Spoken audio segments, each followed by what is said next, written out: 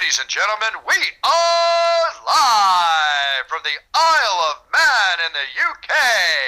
This is John and Mike's MMA Corner. Mr. Ian McCall, thank you very much for finally joining us. I want to. Sorry for the delay, and it seems special. You're forgiven because you've got a special place in my heart. Now, I want to say, how's your second job going? You had to get another job, if I believe that correct. Well, that hasn't come to fruition quite. There's been some logistical errors and some licensing stuff that just hasn't panned out for the owner of the business. So I've kind of taken a step back.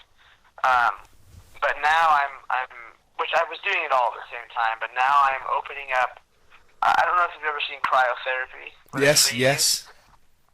I'm opening up one spot in the center, basically the center of the county that I live in. Okay. Now, I live in the most southern city in Orange County. All right.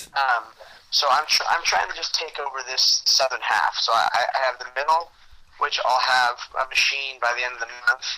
Yeah. The business up and running by the end of the month, and then I'll have another one down here. So it's a work in progress. I'm trying to do investor stuff right now.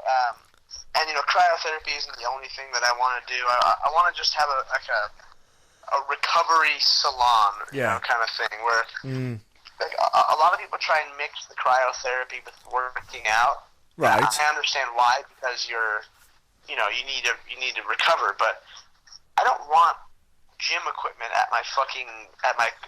the place I come to recover. I want to relax. I want to go in there. I want to have sensory deprivation tanks, and I want to have infrared saunas, and I want to have hyperbaric chambers. But for now we're going to start as a cryo place, and then slowly build.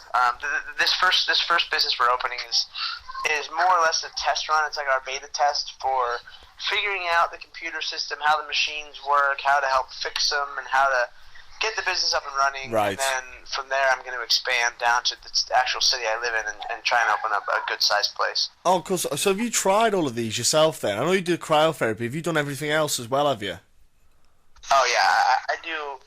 I try and spend as much time working out every day as I do recovering. So, I have a masseuse come to my house 3 days a week that works on me and my dad. My dad's had vertigo for 2.5 years.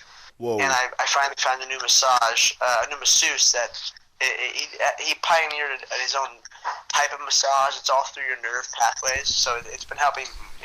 With me with my surgery and my dad with his vertigo. I do cryo every day. Even the lady that owns the cryo place I go to now is she gave me all the blessing in the world to open my own place.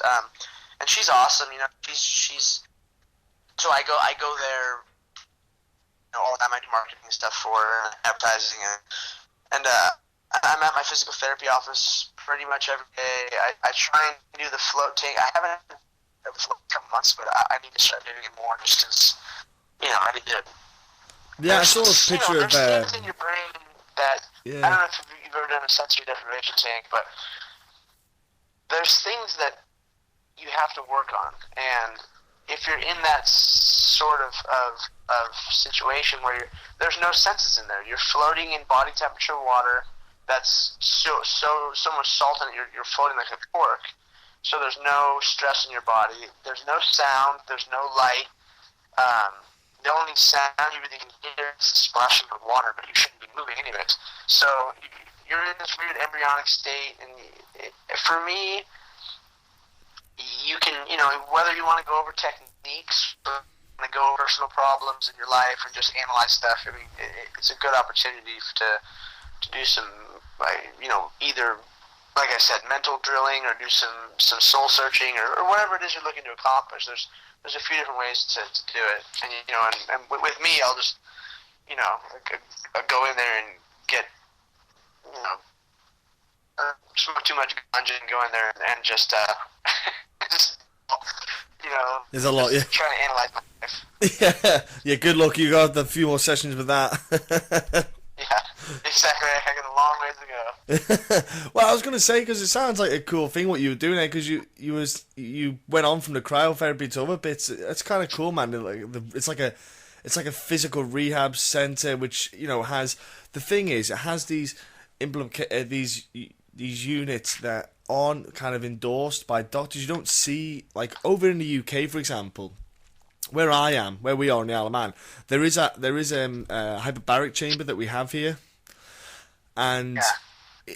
obviously you don't have the NHS in the States, but in the UK we have the NHS, and that's obviously to you pay X amount of your tax towards getting free healthcare, so to speak, because you pay for your medicals and stuff. I can go to the hospital right now. If I've broke my arm, I go up there, I can get an X-ray done. They'll say, "Oh, you broke your arm." They'll put me in a cast, and off I go, and that's it. I don't pay a penny. So it's not perfect. The system it is flawed, but there is kind of so they've got that system in place in the UK now. The hyperbaric chamber that we have on the Isle of Man, it's basically it survives by donations, people raising money for doing charity events because the NHS they won't endorse it because there's no money to be made. Because when I go to hospital, if I've got an injury, for example, let's say I've done training and I've went over on my ankle sparring. I went up. I actually did do it. Actually, I actually did go over on my ankle sparring, and I went up. My ankle's like a balloon. And I knew what it was. I just went, look. I've done tendon and ligament damage. I've just pulled it. I pulled it a bit too far than it should be. It's swollen. All I need to do is reduce it. I need maybe some crutches to take my foot off, get some pressure off my foot, and that's it. But instead, they want to pill you up. They want to give you painkillers, whatever. They want to get you juiced off your tits. And that's it, because they don't care about the rehab and everything else. They just want to give you medicine because these corporations pay the hospitals, and it's all about money. So that's why what you're doing, I'd love something like that to start happening in the UK, where they had I'd call it alternative recovery therapy, just like a different way of doing it. I see it happening in the States, and it pisses me off. I see the pictures on Instagram you do of the cryotherapy. I'm like, you son of a bitch. Well, that's like the machines that we get over here are JUCO. They're Polish machines. Yeah. I'm just trying to take a new look because, exactly. You get hurt, and doctors want to prescribe you all these fucking drugs. I'm sure they're fun because you get high, and you're freaking in a different world, but they're not good for you. Those aren't ways to actually recover. And I'm opening this business up with one of my doctors, and she just got her doctor's like she's a chiropractor, so I'll give her shit and tell her she's not a real doctor, but whatever. But it's stuff that we want to do, and also I'm going to be doing intravenous IVs with vitamins. We call them Myers cocktails out here. Some places are different, but they're it's an IV bag that's full of vitamins. So every single drop of it gets into your system. All right, okay, cool. Your digestive system doesn't eat away some of it or doesn't piss some of it out. And then because Orange County is such a vain place where people want to look good, which I don't care. If you want to look good and I make you happy, that's all. Whatever. We're going to be doing these cellulite treatments and lipo-B treatments and all this different kind of stuff. But the main thing I look at it is I want to help people. I have a daughter who has a disease. Granted, if you look at her, you would have no idea because we're so incredibly fucking healthy at my house. And she gets her exercise, she gets the good food she needs. The proper food, not just food in general, but her diet's so strict. If let's say through my business I could help somebody, another young dad like me or mom like me who's got a sick kid, and I could help him fix that person, and I could help fix an older person that's in pain or whatever it is, and make him happy again, then cool, my job's done. Like that makes me happy. That makes me feel better about myself and what I'm doing. Because obviously I'm going to make money doing this. That's I got to make money. Yeah. I like having an enterprise, but that's the main thing. There's is me being able to feed my family, buy myself a house and my daughter and my girlfriend and our kids together and that kind of stuff. But then helping people in the process just that makes I feel a lot less guilty about life in general, because I get to help people. Yeah. No, you're right, man. What you do, it's beautiful what you're saying as well, because people are, they are, you have to make a living first and foremost. Otherwise, you can't pay bills, you can't feed your little one, and that's kind of vital. So, but the beautiful thing is, you're not being self-centered and saying, oh, I'm setting up this for me and I'm doing this for me. What you're setting up is something for others to improve themselves.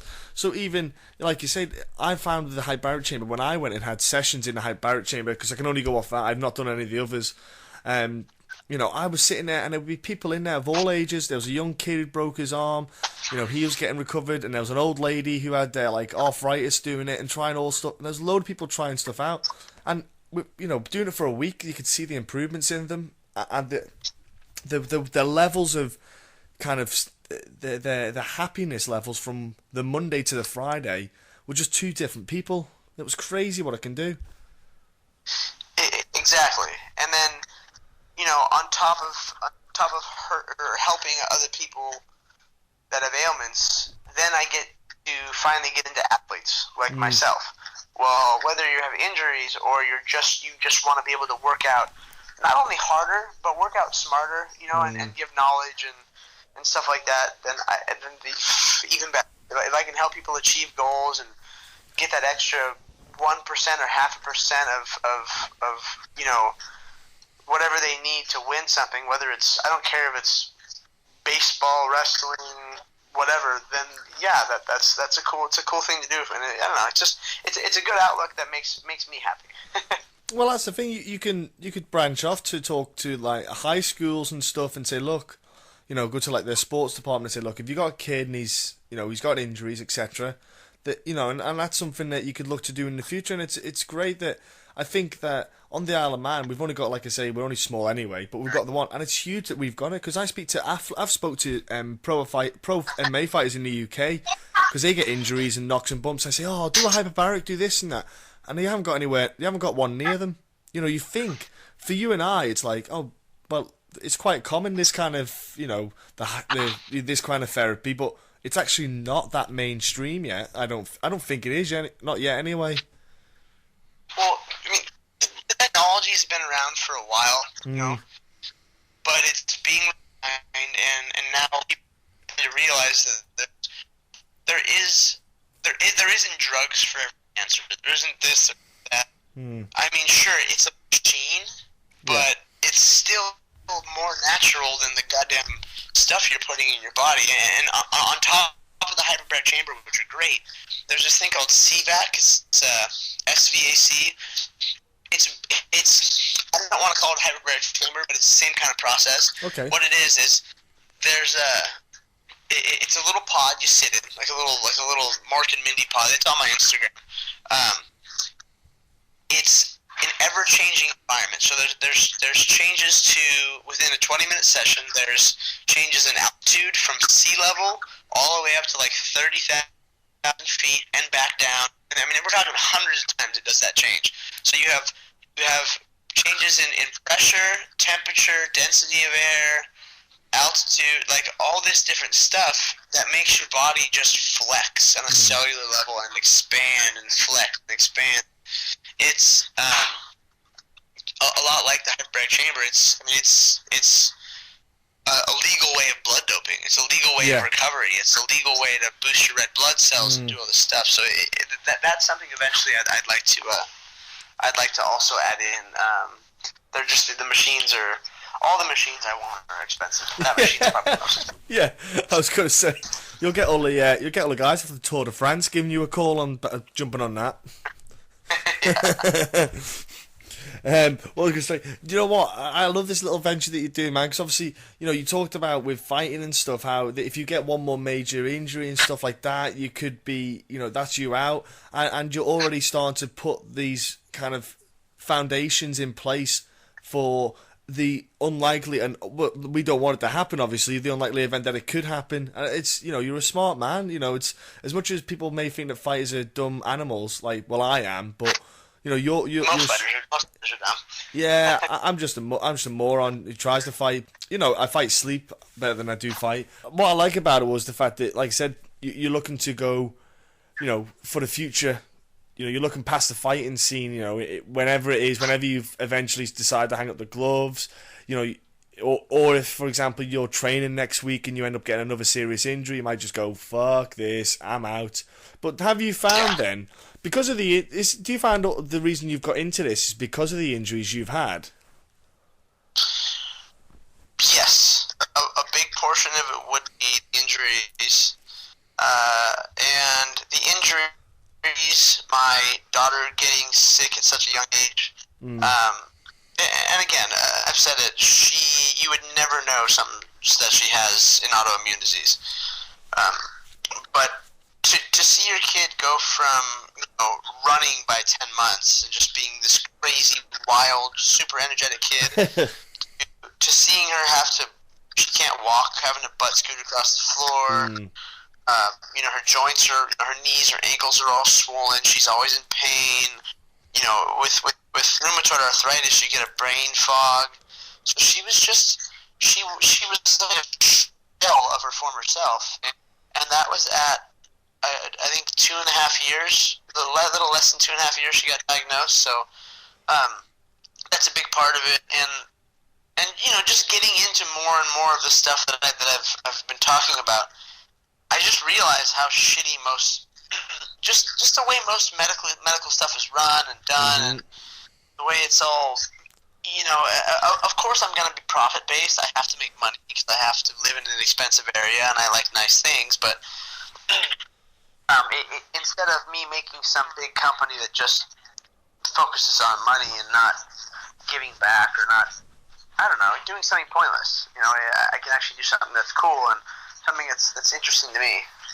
No, it makes sense, man. It does, because, like, for example, I think, if you think about it as well, when you first started your career in competing, imagine if you knew what you know now about the recovery, the deprivation, the cryotherapy. Imagine you knew all that then. You'd be yeah, exactly. You'd be Superman still right now. It's insane, like how much. Each time, a new generation, so to speak, of fighters come along, they don't know how good they've got it. Yeah, and when I came up, I started training when I was a freshman in high school. So I was like 14, 15. I grew up in this sport. People always talk about this new generation. No, I grew up in this fucking sport. I was a kid, but it was so archaic back then. Sparring with no headgear. People rarely wore mouthpieces. And I was sparring with grown men, and I didn't know much kickboxing back. It was just different, and the whole mentality was to break the person. You're like, you're gonna get ready to fight. Well, we're gonna break you. We're gonna break you every day, constantly break you down and make you tougher. Because that does, iron sharpens iron. That does forge a very strong. It either breaks and it weeds out the weak, or it creates a very strong individual. But you can still do that with a young, pliable body. Yeah. Once you get over 25, that stuff, even over 20, like, you shouldn't be doing it. At any age, you should be actively recovering. It's like one of the local high schools here. There's a lot of very, very expensive private schools in my area. I got kicked out of half of them before I went to public school, but they're like in particular the high school I'm talking about is like $30,000, $30,000 a year, 34 or something like that, 35 maybe, I don't know, something crazy. 35,000. That's a college education through high school. So this place has so much money. They have a crazy facility. Their football team is very, very, very good. They make the kids, because they have to do 2 days during the week or during the summer for summer practice. Each kid, if they want to do a second practice, which is they have to take an ice bath in between. That's nuts. And this school is forking out thousands of dollars a day on ice. And they're having to truck the ice in. They're going to have, there's a lot involved where, the plan is because one of my business partners has relationships with a lot of the high schools, with the youth athletics. If we have a cryo machine we can bring to them or have them come to our spot, you don't have to deal with however many kids are on a football team having to jump in an ice bath. And I'm sure you've taken an ice bath. They're fucking miserable. Yeah, they're awesome fun. Yeah, they're great fun. Yeah, I love taking them. Yeah. They do. I have to have a little talk with myself every time before I get in one. I have to really man myself up because I know how bad it is. It sucks.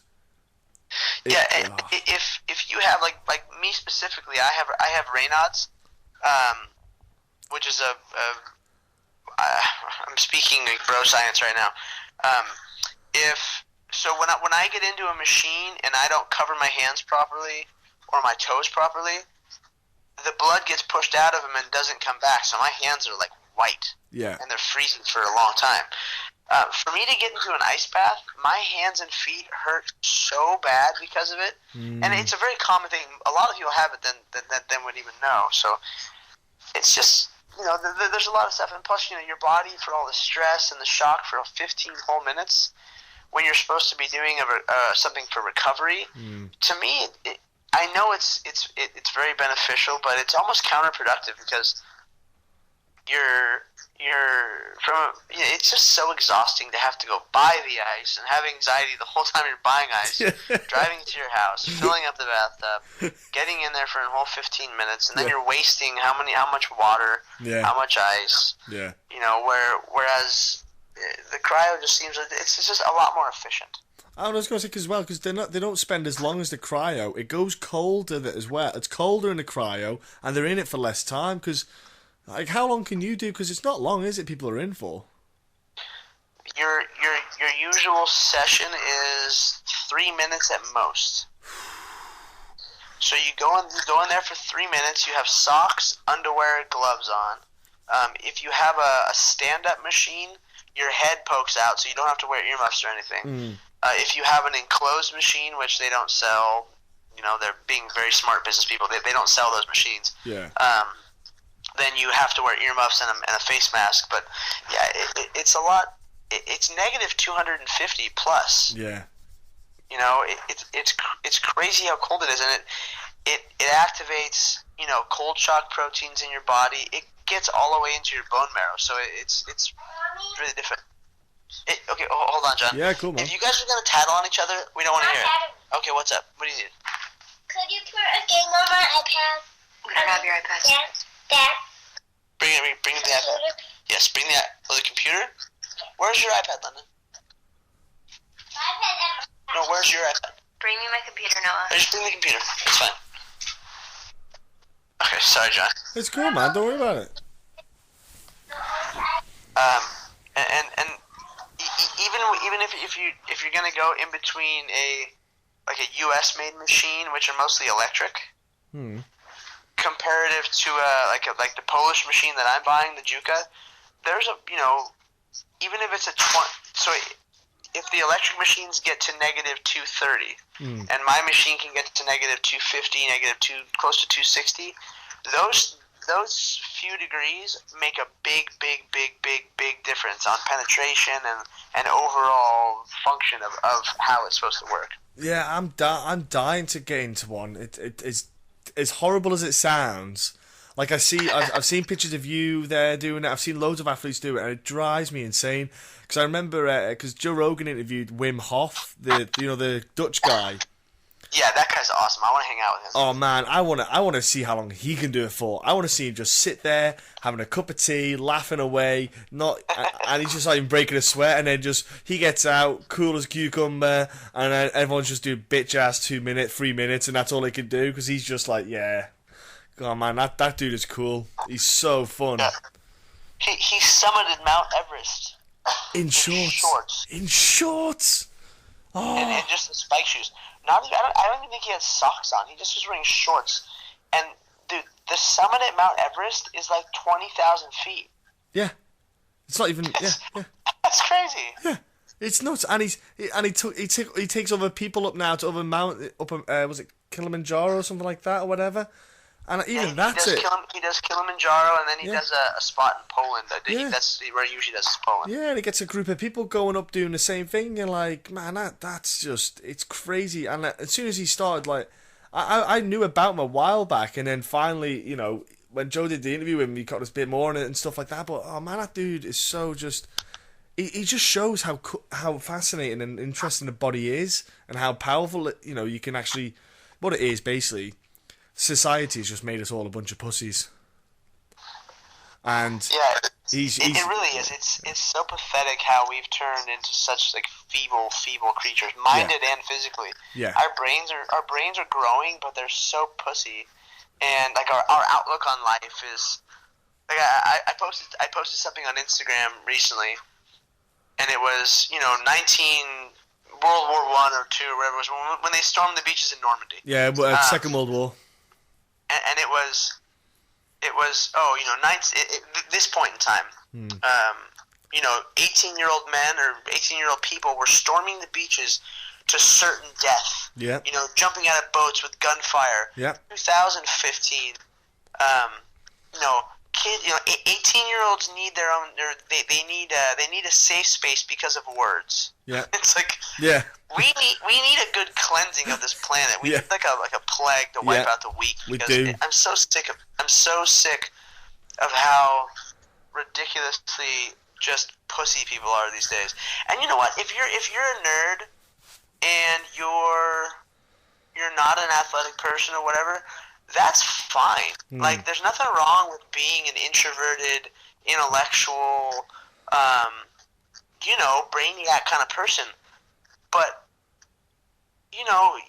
that doesn't make you a pussy. Like there's these average kids or people in general that just get offended over all kinds of stuff. Oh, it's it's so ridiculous. Like, I've stressed the nerdy part because I'm not picking on nerds. If you don't want to do anything athletic and you want to be an artist, or you want to be gay, or you want to be whatever, that's fine. But there's just this pussification of the world that's gone so far that it's crazy. And even I mean, athletics have always gotten better and better and better as the human species evolves. But the rest of the world is completely digressing to just this point of they're just like veal. It's like they want to have an argument about anything. They want to just it's like just nitpicking at stuff, and you just think, do you know what? Why do you need to pick? Just enjoy life and have fun. And guess what? Me and Mike, we rip the shit out of each other. Me and my team, honestly, people on Facebook, Mike will put a status up on Facebook, and I'll be the first one to comment, and I'll be the first one to rip him one, and he'll do the same back to me. And some of the stuff we say, people just, they're like, oh my god, I can't believe you're saying that. But do you know what? We'll rip each other a new one, and when we see each other, do you know what we do? We just carry on all day like nothing happened, because it's just, it's just life. It's just a giggle. It's just having fun with yourselves. You can't. I'm trying to take serious. I can't get people being so serious about stupid, pointless things. Like for example, we'll have a joke about Gabby Garcia. Yeah. All right, you'll have a bit of a giggle because you know what? I'm sure she's a fucking diamond, an absolute lovely woman. Sure, she's an absolute sweetheart. But to be fair, she's a fucking gorilla, right? And I made jokes saying if she wanted to fuck me, she could do it, and I would probably just have to take it and accept it because she could probably do anything she wanted to me. And, me and Mike joke around and say she'd either fuck me with a pussy or a penis. I'm not even sure what's going to be there. But either way, it's going to happen. And, we just have a joke. But then sometimes there'll be someone there, for example, even Gabby Garcia might be offended, but I'm like, it's pure just having a joke because she is an elite grappler and I respect her for what she can do. Yeah, okay.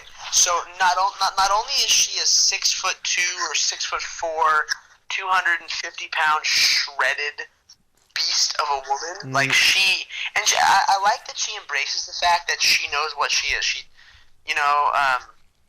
like even Chris Cyborg, who I see, every once in a while. We live in the same area. When they're women, they're women. They act like girls. They put on heels and makeup. But I wouldn't want to fight either one of them. I mean, Gabby's a 10 or 12-time world champion in jiu-jitsu. Yeah. And it's not all just because she's gigantic. No. She's really fucking good at jiu-jitsu. She's an elite level black belt. Yeah. And on top of that, she is the size and muscular build of a male heavyweight. Yeah. And a shredded male heavyweight at that. She's got a better build than a lot of guys who fight at heavyweight. Yeah, she has. She's actually shredded. Yeah, I saw the pictures of it. I started following her on Instagram and started seeing how shredded she was. And I was in awe. I was so impressed because the first time I really saw of her was that image of her next to Vanderlei on The Ultimate Fighter. Yeah. And you were just like, is that his bodyguard? Dude, because Vanderlei's what, 6'1", and then 220, 225. Yeah, it's a big man. Yeah. I mean, she's huge, and in all reality, Gabby's always been like a Ronda. She's kind of a chubby girl. She's a bigger woman. Yeah. And it's good to see her. As an older, getting a little bit older, she's starting to slim down and shred out. Yeah. So it's but a lot of this, I've seen pictures of Gabby from forever ago where she just looks like a big kind of chubby chick. Yeah. So it's pretty crazy to see. Yeah, because I say kudos too for what she's doing, but there's nothing wrong with having a joke, and it's nothing. You know what I say to people? Take the piss. I take the piss out of myself as well, and I mock myself. I probably mock myself more than anyone else. And you know what? I don't care what people say, and that's why I think people just need to get a grip of themselves in life. And the same with MMA media and stuff as well, because I'll see some of the media outlets and I'll just jump on anything to say anything, to get a grasp at something, to get a click on their page, and I just can't. It gripes me a bit. Like, for example, the good one is Frankie Edgar. Right, I love the man, love this man, but the problem is he's got that Ali lad as his manager or agent, and he controls their Twitters, his Rafael dos Anjos as well, and he was putting statuses on, like acting as Frankie Edgar, because do you know how he's super respectful, he does his fighting in the cage, and he's a legit animal, right? He puts on, so Ali was writing for Frankie saying stuff like, "Oh, Conor, let's go down, let's have fights and let's do this," and like smack talking Conor, and you're reading and you're like, that's not Frankie. Then Ali fucked up and put the status on his own Twitter. So obviously switched accounts over, forgot he was on his own one, not Frankie's, put the status up, and then someone saw it, screenshot it, and then he deleted it straight away. And you just sit, and then, but the thing is, the media outlets will jump on that, and they'll just put a story. Oh, Frankie Edgar calls out Conor McGregor, and you're like, well, it's not really. It's Ali. You should really look into this probably a bit more. Maybe you should try and speak to Frankie, because people just fall for bullshit and stuff as well. Just little things like that just gripe me a bit. Like people can write a story. Like you could do an interview, Ian, and they'll find the negative side of it, and they'll stick it on. You're like, why do I have to put that bit on? That just happened with me, and I know it's always going to happen. Once they print something and it hits the internet, they're not going to ever retract it. It's never going to get taken down. So it's stupid, but it is Ali's job. I've met Ali. I know him kind of. He's always been cool to me, but just like my agent will post stuff on my Instagram or my Facebook or my Twitter. Because he has capabilities to do that. Yeah. So sometimes when you see posts of him being like, oh, hey brother, blah blah blah, it doesn't sound like me. Yeah. But he's never gonna go and talk shit. That's my job. Yeah. Those are choice words that specifically should come out of my mouth. Yeah. He'll post advertisement stuff. That's your agent's job, is to post advertisement and to make you money. Talking shit is I don't know why he would do that, but then I've never had a bad run-in with Ali, but did you see all the stuff about him being a terrorist or Yep. terrorist sympathizer and all kinds of crazy shit? I've got there's a guy that I'm speaking to. I'm private messaging, who has a load of documentation and stuff, and is he's gonna. I've said to him, do you want to come on and talk about it to just elaborate more to me about the story? But there's also a guy who's Mike Russell who's doing a massive piece on it as well. Okay, I know. I think I know who Mike is. I'm pretty sure I do. I had no idea, nor do I mean. Obviously, I care if he's an actual fucking terrorist. We should kick him out of here or arrest him or something. But that's gnarly. I mean, that's some crazy shit. Yeah. And he doesn't sound like. I've heard some negative stuff about him, but I've heard a lot more worse stuff about Malky. But so I don't know. It's all it is. What gripes me is the fact that this stuff comes out. But when he got interviewed by Ariel Helwani recently, he was so evasive on the answers. He could literally be a politician because he did not give a yes or no. He just gave a completely different answer to a completely different question, and you're like just sitting there, and Ariel just must have been literally grinding his teeth, going, "Answer the question, you son of a bitch." But he just wouldn't do it, and that's what got me. I kind of went, do you know what? If you can't answer straight, you're hiding shit.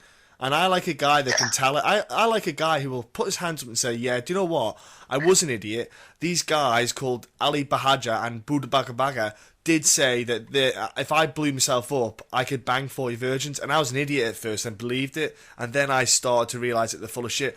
I would be totally fine with that. But it's the fact that he hasn't said anything. And I'm like, what are you hiding? Yeah, you can't hide things these days. No. It's like when Mike Dolce went on Rogan's podcast, and I like Mike. Yeah.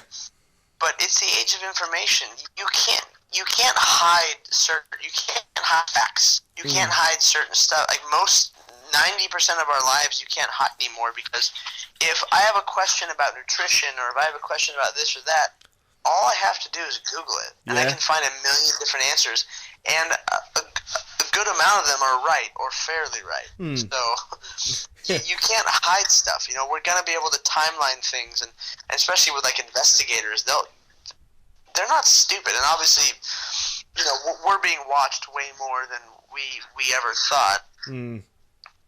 So the situation is just really odd to me. Yeah, and that's the thing with MMA as well. I think that there's people that need to just be more brutally honest with it and be open about issues that are going on. Even like promotions, if they've got any stuff that's going on, say for example there's some financial worries going on, why don't they just come out of it? Because I think, do you know what? We all know you're not making millions unless you're the UFC, unless you're Bellator, which is owned by Viacom, which is a multi-billion-dollar fucking business. Unless you're like that, we know you're not going to be making millions each show. So if you said you're struggling a bit, we'll be more understanding, because we are humans at the end of the day. And if you hide something, it makes people more bloodthirsty. I find they want to find something negative rather than they're going to sit there and go, we'll leave it. They'll look for it more then. Exactly, because they want to. It's not only the age of information, but it's the age of being exposed, because it's new. Yes. People can expose you for so much stuff, so it's an interesting dynamic, and also people can expose you by being nameless and faceless on the internet. They don't have to be. Nope. They don't have to show their picture. They don't know who they are. They can just show who you are and not take any recourse for it. Yeah, and that's what's so frustrating. That's why we're like, for example, myself.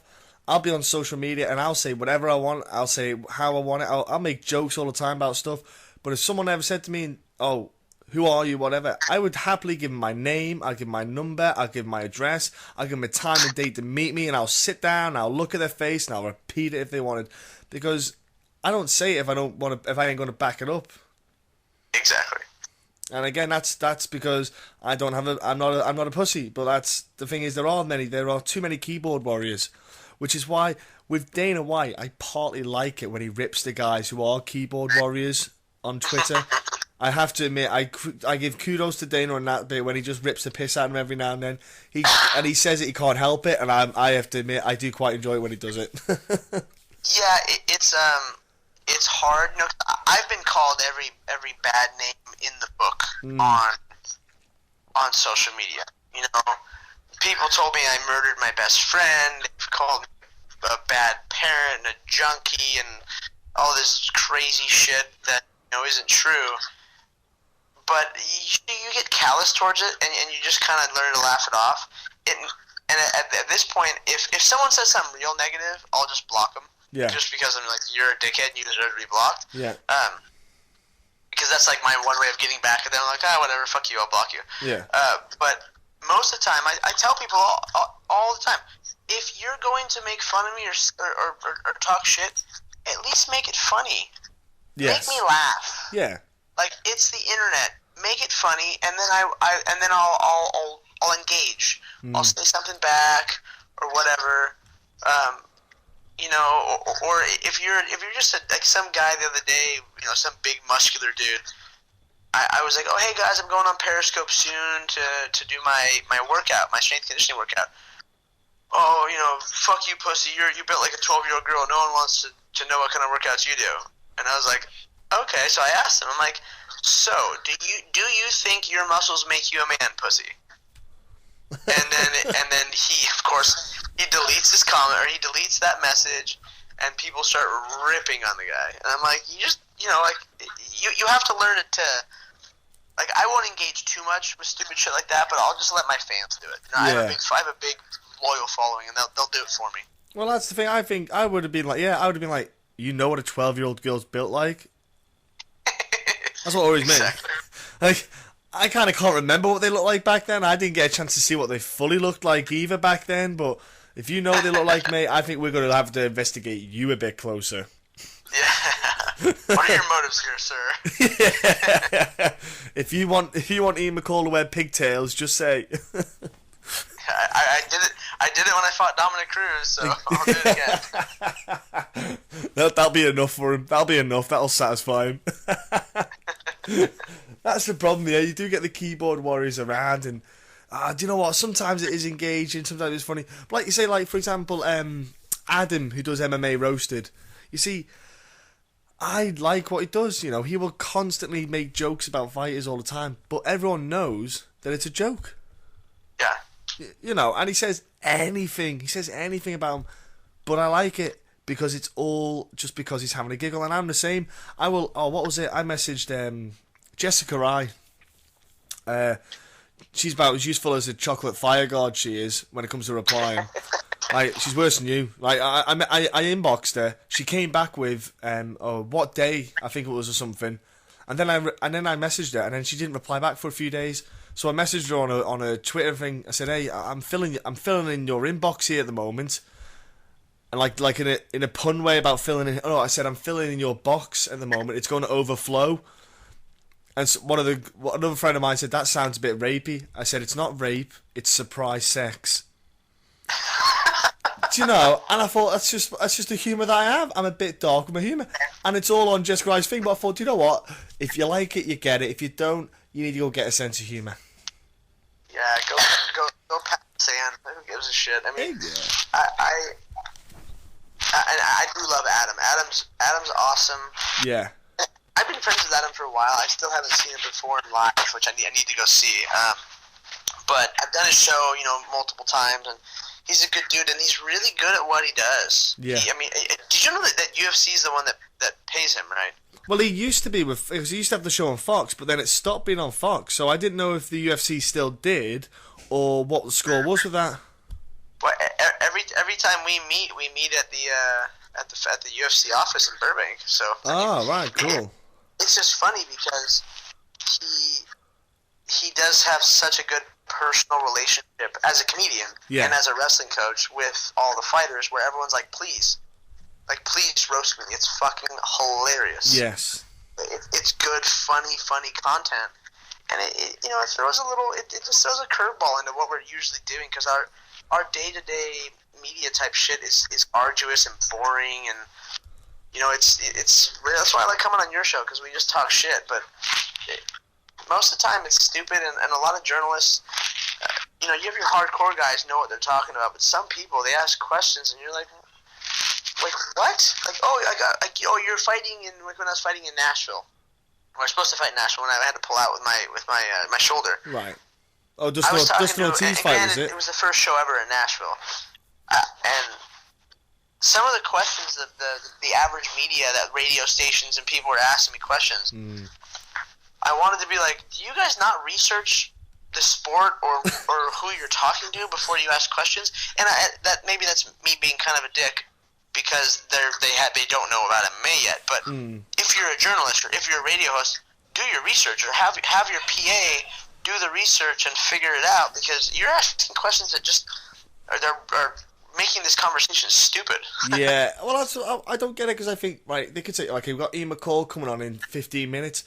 In 15 minutes, I could do a lot of information searching on Google. There's a lot of stuff you can get in 15 minutes. You know, you don't even need like days. You know, 15 minutes would be suffice to get a conversation out of the way. Easy. You know, but that's the thing, like you say, when you come on here, we talk, and that's what me and Mike wanted. That's what me and Mike always aim to do. Like, for example, I just interviewed Megan Anderson. You won't know her because she's too tall for you. But she's no, she fights on Invicta FC. And hey, my girlfriend's like 3 inches taller than me, so. Oh, she's 5'11". Oh no, she's 6 foot. Sorry, Megan Anderson. She's 6 foot, but you won't like her because she's 100. She fights at 145 pounds, so you won't like her. That's out of my weight class. Yeah, she's not. But the thing is, she's right. I've told her she's really attractive, right? And she's inked. And I was stuttering a little bit every now and then because I was digging a hole for myself. But at the same time, we're just having a giggle with her. You know, we're chatting away, but that's what we'll always do. Me and Mike are always never gonna have, like, it's hard to be dead serious. It's really hard for me and Mike to be dead serious because we literally can't help but take the piss at some point. At some point in the conversation, you could say something and I can't. It's in me to just be an ass and say a sarcastic line. But, of course. But the thing is, so we know what we're like. So that's why our spin on it is not. We're never gonna be like Ariel Helwani doing the John Jones thing. You know, when John Jones like finally had that interview and admitted he was an asshole and stuff, and he said, walking in the park, talking. Yeah, it was beautiful. It was scenic. I had a tear in my eye. I had a box of tissues. There was nothing worth wanking over, but you know, you never knew. And you know, it was one of those things where I watched it and I was like, yeah, I like that, but I can't ever see that being me. Like, I can't do that. It just can't. I always want to have. I want to be a cross between. I think I'm like a cross between what Adam does with Roasted, where we'll have a giggle, but then we'll have like the serious questions, because at the same time, when we get some people on, they've got a fight coming up. Well, we've got to mention the fight. The problem is we have to talk about the fight. Yeah, exactly. You have to. I mean, Adam's just all about fun. Yeah. You know, you guys can definitely cross over and do the both. It's not. Yeah. It's not. You know, it's definitely not impossible. And you already do it, so you know how to do it. We had Adam on. Actually, we actually got him on New Year's Eve. New Year's Eve, we had Adam on at like, I think it was about probably 6 o'clock his time, because he was doing a show, and it was about what 11, half 11 our time. Because yeah, we like Adam as well. We like having him on. He's cool to talk to. Yeah, he is, and you know he knows what he's talking about. That's the thing. Yeah. He's wrestled forever, and he's a wrestling coach. And he was doing that movie. He was trying to do like is it GoFundMe or whatever it's called? He was doing GoFundMe. He actually mentioned having me as one of the kids. He brought it up as me as maybe the main character, one of the characters in the movie. And I was like, sure. Would you be one of the kids? I've acted my whole life, so. Would you be one of like the badass kids that got tattoos? Well, yeah, either that or be the washed up wrestling coach that just an idiot, and then the other coach died. All the story behind it. I was saying you could be like the 12-year-old girl with the pigtails. Or I could do that. You could. I do look good in women's clothes. I was going to say, like, you'd be like a cheerleader.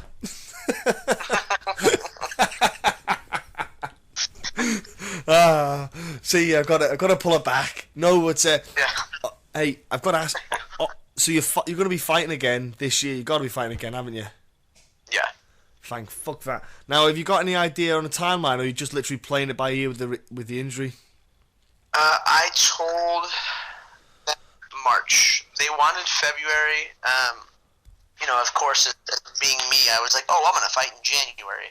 and then December came around, I was like, there's no way I'm fighting in January. So I just really sat down, and of course, for a moment in time during this injury and recovery, I was kind of like, well, do I still want to do this? Can I still do this? And of course, this is, I don't have much longer, so everything else can wait. All my business contacts, all my other stuff, it can all wait. No matter what, I'll be successful in life. I know that. It's not a big deal. I have to accomplish what's been at my fingertips my whole life, and that's getting a UFC title. Hopefully I'll fight in March. I don't care where it is. Yeah. Just as long as I can get, top 15 person in March, I guess.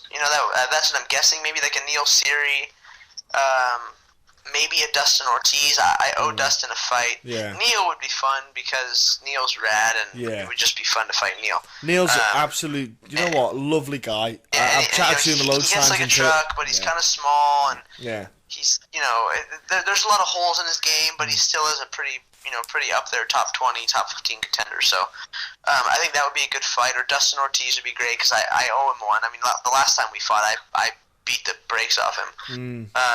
And I'm sure he wants to get a win over me. So that would be cool. I'd like to get on a good schedule this year for the first time in my UFC career and fight 3 times this year or 4 times this year. Yeah. And earn a title shot. Like I want people to be like they are. I don't want to be Frankie Edgar looked over every chance there's a title shot, but I want people to like be pining for me to get a title shot. I want people to be screaming for it. Yeah, I reckon as well, dude. Like if you got 4 wins in a row, because you look at Henry Cujo, they don't want to push him into a title shot. Everyone's even saying he's definitely not ready. I'd say that right now. I think Henry is. The problem is you're scared. You kind of tentatively running out of contenders for Demetrius Johnson, but at the same time, it's like Henry's way too raw. In my opinion, I think he's way too raw. His last fight, if I'm honest, I thought he looked slow in his last fight, and I was thinking Demetrius Johnson would just have a fucking field day. He would just literally just kill. Henry would be exhausted by the 3rd round, and come to the 4th round, Demetrius would just be like, "Yeah, I'm going to step it up 2nd gear now." Yeah, that's my main problem with Henry, and besides the offensively large head that he has, it's the hair. It's the hair. It's only the hair. It's got the hair. He's slow, man. His wrestling, okay. You won an Olympic gold medal in wrestling at like 19 or whatever. Your wrestling is fucking incredible. Yeah. And then with that said, his jiu-jitsu and top control, I don't know if you've ever had an Olympic caliber wrestler on top of you. Even if their jiu-jitsu's not that good, it sucks having them on top of you. And it's near impossible to get up from when they're physically on top of you, His boxing is good, but again, it's slow. It's not that technically sound. He hits hard, but he doesn't hit hard enough to be. He's not knocking people out. No. So it's not like a trump card where he can just say, "Oh, well, I can knock him out." No, like you're slow. You're gonna miss. You're gonna get angled out, guys. Here, hold on. I'm on the phone, so go play. And then I just he doesn't have angles. Nope. And Demetrius is all about angles. Yeah. Angles are so big in boxing or fighting in general that, and finally people are getting into this movement stuff and all this. Oh, Connor said we should all do movement with Ido Portal. Well, we should have been doing this all along. I've been doing it. Granted, I'm not doing fucking gymnastics. I'm not, doing all this different stuff. But certain people like Dominic have been moving forever. Yeah, he's been doing it for ages. Jay, myself, the footwork and movement is finally being integrated into our sport, and he has none of that. Yeah, you did the. I think in the Brad Pickett fight, you were showing a lot of the cutting in the angles and cutting away.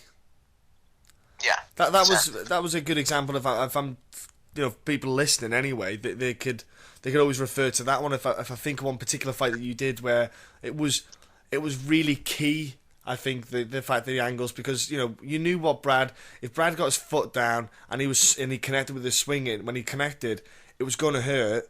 And the thing is, you don't want to stand in the pocket with Brad, and that goes for anyone, even in the bantamweight division.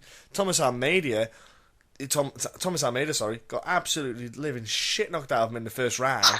Got out the first round and went, right, what time school start? And then suddenly came out second round and got a flying knee. And other than that, he was literally going to get. Brad nearly had him. Yeah, he was getting pounded on.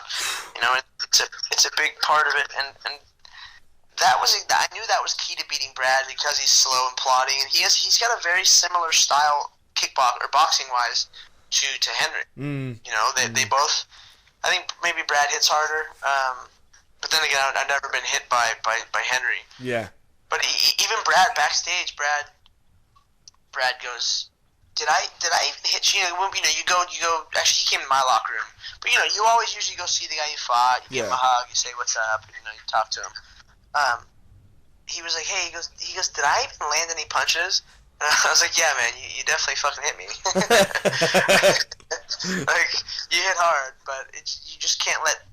If you can make someone miss, and not take any damage, then perfect. Yeah, it is, and that's the thing. There's a lot of fighters that have been doing it for a while, but I suppose it's only because Conor's got the recognition with what he's been doing. It just, the spotlight's more on that. For example, I said Dominic Cruz, he's been doing it for so long, but Dominic doesn't put his mannerism out in the same way as Conor does. So it's I can see what you mean with that one. But yeah, with Henry, I think he's way off the mark. But I always think, I don't see anything wrong with doing rematches again with other guys. I don't see a problem with it. I know Demetrius beat them, but if there's no one else, well, put the legit, like you got Lewis Smolka, who's now pushing up the ranks. Yeah. So he's got a perennial contender as well, which that fight with Paddy Holohan was fun as fuck. Yeah, Lewis is a good friend of mine. He's a scrappy dude.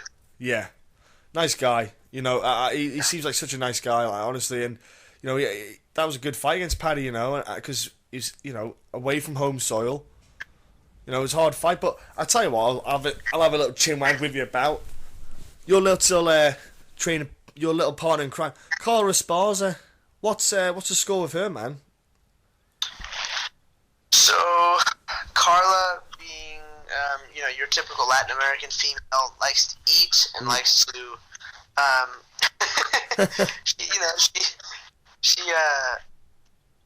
she had surgery, I think, a week or so before I did.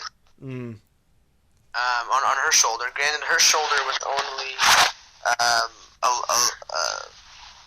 labrum tear. She had a slap tear in her labrum. She's back in the gym. She's, I trained with her yesterday. She looks good. She's doing great. I watched her spar last night against one of our female kickboxers. Man, she's looking good. She's moving her head, more, and she's. I think with an ass kicking like she took, it's good for her to take time off. Yeah. Yes. She's one of those girls. She's one of those girls that was easily swayed by social media shit. They tell me that I'm, that I'm stupid and I'm ugly, or that this and I'm that, and it's like, that's the closest thing to a little sister I've ever had. And I remember being like, okay, cool, you're dumb and stupid and ugly and fat, whatever. Who cares what they say? It's social media. It doesn't bother me. But then again, it's hard to get into the psyche of a woman, in general, especially a woman that's at the top. And I blame it on Felice Herrig, because I'm just not a fan of Felice in general. I've had to hang out with her, and she's just, I don't know, but she's Carla's best friend. Yeah. And she made Carla, even though she was the worst person on the show as far as, like, personality. I mean, she's a troublemaker, she's slutty, she's this, she's that, and, like, openly about it all. Well, she made, somehow the TV production made Carla look like the bad guy. And people started to hate her guts. And if you actually knew Carla, she's the nicest girl on the planet. Granted, you get a couple drinks in her and the fiery Latina comes out in her, but she's like the nicest, most giving, woman that, in the sport that I know of. She's fucking awesome. Hey, I like it when a woman. Hey, she Ian. got painted in a real bad light. Yeah. I think that kind of messed with her head. And then you have, Joanna Jacek. Is that to say it right? Yeah, check you out. Not bad at all. Very good. Nice. I've been trying because I talked a lot of shit to Joanna, strictly because she was fighting my, kid sister, my team. But she's one of my favorite fighters to watch, and she's a badass. But, and then you have a bigger, stronger opponent that, she's not. They don't play Joanna up as this pretty, this thing. They don't play her off as a Ronda, or even they dolled up Carla, they dolled up Rose to be these beautiful creatures that just happen to get a fighting. They'd make Joanna out to just be a savage, which she is. Yeah. And she was able to. She does it with everybody. She was able to get into Carla's head months before the fight ever happened, and I mean, and it's not just women. A lot of fighters do this. Lewis is a train wreck backstage, Yeah. But some people are a mess months before when the fight gets announced. That day, they're a head case. Yeah. Asking all these questions and doing stuff wrong and this and that. So I saw it. She was acting the same kind of way she did with Rose, where it was a lot of questioning and no, I can't do that. She's gonna do this, and no, that's not gonna work. And we're just like, shut up and do what we say. We drill. We drill so much at my gym because that's how you get good. You drill. Yeah. Drilling is the way you learn technique. Yep. But then with the Rose thing, Carla does her typical. She shuts off emotional when you get backstage. She just turns into a blank, just machine. But then we go backstage for Joanna, and I mean, it was like, okay, sweetheart, like, what the fuck? I'm like looking at her like, we need to warm up, or we need to. She'd already lost the fight before. Yeah. But hopefully she'll be making her little comeback after her surgery around the same time I will. Yeah. Probably before me, because her shoulder surgery was one part. Mine was a 4-part surgery. So, but she looks good, man. She looks good. She's strong. She's one of the most mentally strong people fighters I've seen. She just. Everybody breaks. I've had breaking points, and she had hers, and hopefully we can get past it. And no matter what anyone says, blah blah blah, they talk shit about her losing. They say that about everybody. Yeah, they say that everyone, once you lose, you're a piece of shit. That's what they think. She's still top 3, top 2, top 3. So she'll come back strong, especially with. The amount of I have my fight hopefully in March. Hopefully her fight will be around the same time. All of our young up and comers around the same. This month, next month, March. So she'll be ready, and I'll definitely be ready as well. Yeah, I was just curious about Carla because, especially the striking, you could see because you knew Carla had the wrestling, and so that was the big factor. It was the classic striker wrestler. But when you saw the golf in the striking, I really was sitting there thinking, okay, Carla's. Now can go back and watch this. She won't enjoy it, but the thing is, she's got to sit there and say, I've got to get my head screwed on with this whole footwork. Because obviously with the wrestling, your feet maybe are a bit more planted. Maybe I need to be lighter on my feet. Maybe I need to work on my head work. And even my striking, she's not going to get the same level of striking as Joanna. It's not going to happen because Joanna's been doing it since, fuck knows how long now. But a six-time Muay Thai world champion. I probably won't ever be as good as you on the kickboxing. Yeah, but the thing is, she can obviously up. The key is up the defense. Maybe work on the head movement a little bit more, work on the angles a bit more, and those little things like. So it's good that she's probably taken it on and she has then accepted because sometimes fighters get those defeats and they just don't come back. But then it's the ones that the champions, the people that have. That can win. The ones that lose like that can come back and win because they accept it and go, do you know what? I was an asshole. Now this is the big thing for Ronda. She got her ass whooped. Ugh. Wasn't even a fight. Like me and Mike said it as well. Holly Holm was the complete underdog by a mile. And then we said, if you put Holly Holm and Ronda on and said, which one was the underdog? You would say Ronda, because Ronda was never in the fight. Never. And now, is she going to be humble and say, yo, I got my ass kicked. I let shit get to my head, and I'm addressing it. But the thing is, will she or won't she? And that's the big thing. It's like, are you going to eat your humble pie? Well, she can't eat anything, apparently. She can't even eat an apple at the moment.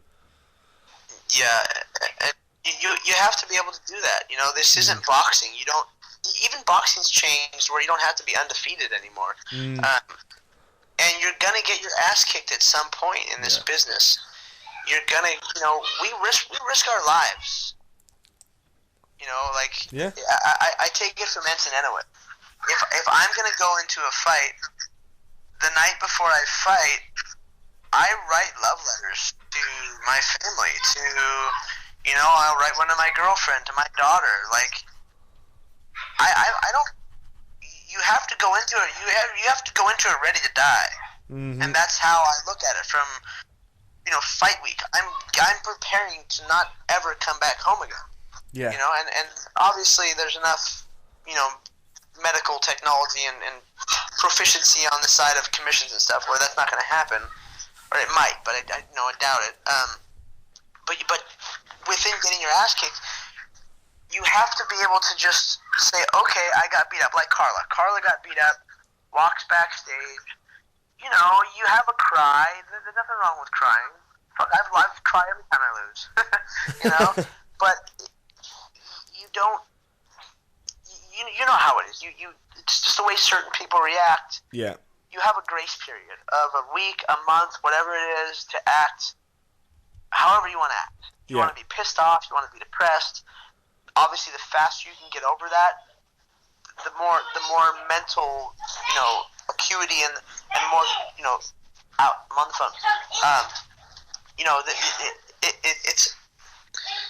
It's one of those things that it's case by case. Each person's different. It is, yeah.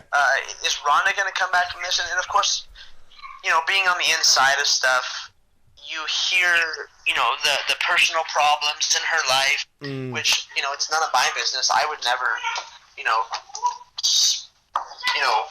talk about, air someone else's dirty laundry, but that girl had a lot going on in her life. Yeah. That girl had some crazy stuff going on in her life, on top of her media obligations, on top of her book, on top of her movies, on top of the fact that she's going to get in a fist fight in front of 70,000, 80,000 people for millions of dollars. Yeah.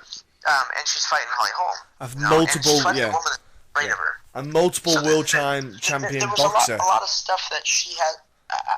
Her situation's different than any other situation we've seen as far as a loss like that goes with in our sport, because no one's ever had that kind of fame and fortune and crazy shit.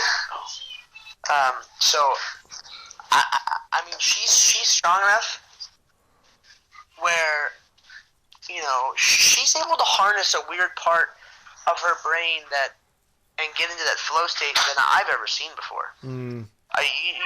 It's hard to see. I've never seen another fighter go into that and just be so focused on something. Apparently she gets hypnotized backstage before she goes on, though, apparently, in a dressing room. Oh, Do what? There's someone who does the hypnotize. Someone hypnotizes her before she goes out, and I can't remember who it is now. She does all that hypnotizing thing, like that someone puts like in a hallucinate state, and then that's her getting zoned in and goes out, apparently. Oh, I didn't know that. Yeah. Have I told you about my mind coach? You have mentioned it before in the past, yes. Yeah, Vinny Shorman, he actually just texted me. I'm sure that's the kind of stuff, we've already talked about implementing it, because I got on board with him right after my last loss. I was like, you know what, I went to shit physically, never been better in my life. Went to shit mentally after the first round. Yeah. Even before the fight. I think my physical gifts got me through the first round. After that, even backstage, I was a mess. Like, the Red Hot Chili Peppers? Yeah. So Anthony Kiedis, UFC makes me out to be like best friends with Anthony Kiedis, and I don't have his phone number. We don't hang out. You know, I'll shake his hand and give him a hug when I see him, but like me and Anthony Kiedis, we're not like good buds. But I saw him backstage, and he came in. Hey, I don't want to bug you. He was super cool, but at that point, I remember sitting there just thinking like, I remember just being like, fuck, like I'm screwed. Like, I shouldn't be here right now. That's not a good thought to go through your head when you're getting ready to fight somebody. So it's a weird case by case thing, and females are so much different. So much more complicated. It's so much different. You know, men are stupid and women are crazy, and in totally different way. It's boggles my mind because I try and deal with that, especially now being injured for the last 8 months or whatever it's been. I've been coaching a bunch and coaching more than usual, and kind of taking over the program, and just dealing with people. I mean, you have at a big gym like ours. You know, you have your rich kids, you have poor kids, you have crazy people, people on drugs. People with broken homes and relationships, and always before in my life, I just went, okay, none of my business. I don't want to fucking hear it. Let's get to work. Well, now I'm coaching all these people, and and instead of just being like, okay, tell me your problems, I'm thinking, how do I fix this? How do I analyze this? How do I get better at dealing with this shit? Because it's gonna always happen. Every person has issues. There's not one sparkling gem, you know. Oh no, it probably does. It probably helped you as well with that. Then to coach a bit the mental aspect, dealing with people, probably let your brain assess things a lot clearer. But that's the mind coaching. There's a guy in the UK that does it, a guy called Rob Dawson, and I've heard his name. Man, I've had him on the podcast. You know what? I love that guy to bits. You know, top guy. I've got his number. We message, we chat, and I've even had a Skype with him. You know, a one-on-one kind of chat and stuff like that. Because a couple of like Mike and a few other guys say about me with my fight, and they say you're not the same fighter you were a few fights ago. Like a few fights ago, you were just a fucking you were savage. You just went in there and you were ragdoll guys. You throw them around like they were just toys. But now you're just completely different. And they say there's something. A switch has gone there, and they don't know what it is. And I say I don't know what it is. I don't know. I might have watched too many rom-coms when I was trying to get laid with a girl. I don't know. But you know, it's a huge part. The weapon is the brain. The brain is one of the most powerful weapons in the fight. It is the most powerful weapon in the whole fight. Oh, by far. At least we're starting to realize that. You know, I definitely think you should talk to Vinny, because you know Vinny does me. He does Joe Chilling. I mean, a bunch of people. He was on Rogan's podcast. Yeah. He does Jordan Watson and all the guys out there in the Muay Thai gym. I can't think of the name. So you know, it should be a very integral part of training, and Olympians have used it for forever now, and it's never filtered out to mainstream sports. It's strange because, like, Rob does now in the UK, because I was talking to him, because I knew him through MMA fighters in the UK, because I had some MMA fighters on, and they said about him, and then so I went and chatted a bit more, and then I started getting in contact, and he was saying about how he does football clubs, he does rugby, he does all sorts, he does all athletes now in all different sports. He said you probably couldn't name a sport that doesn't have someone in it, you know, doing it. He said it's starting to now pick up in a way. It's starting to now, everyone's starting to acknowledge and accept that it actually is a huge part of it. Yeah. Like I'm fascinated by it as well. It fascinates me. Really I really like that kind of, you know, the neurology kind of thing, the brain. I love that bit. So, you know, I really get engaged by talking to him, and Vinny as well. You know, I have listened to the podcast that Joe Rogan did with him as well, and you know, you just sit there absorbed, thinking I could just talk to him for hours about what he's saying.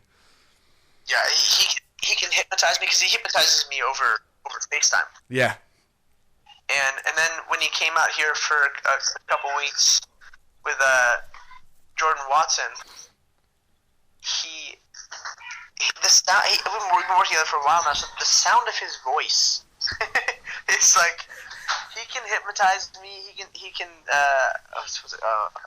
rapid induction hypnotize me so easily, it's mind-blowing, and I love it. I mean, I can't wait to see how well it works in my next fight. Yeah. And just the rest of my life in general. Yeah. Do you know what? That's the thing. I look forward to, because like you say, you start working. I can't wait to see how it implements your training camp as well, and because your whole mindset, it'll change everything, and that's what's so exciting about it, man. Honestly, when fighters come and say about this stuff that they're doing, it gets me pumped. 'Cause I'm like, do you know what? You're trying to evolve, Ian. You're never trying to stay as you were. You keep trying to add. You keep trying to improve something. So you're adding another weapon to your arsenal. Yeah, you have to be ever evolving. It's just like simple things, like spinning techniques. Yeah. All the cool kids are doing them. All the young guys are doing them. Well, I spent the last 6 months working on. I was bored, so I'm like, I'm gonna learn how to spin kick. We have this really good Muay Thai guy who's going pro, who's super good at like Taekwondo type stuff, but he's also a high level Muay Thai guy. Okay. He was helping me with all my spin stuff, so you might see me spin kick someone's fucking face off soon. I mean, it's just simple stuff like that. You know what? I look forward to it, man. If you do, that'd be cool as fuck. That'd be awesome. Look, Ian, I'm going to let you go, my friend, because I know I've stolen your time away from your wonderful partner and the lovely family, the kids there and the little one. Before you go, buddy, again, everyone knows where to find you, but give them a quick mention of your social media, man.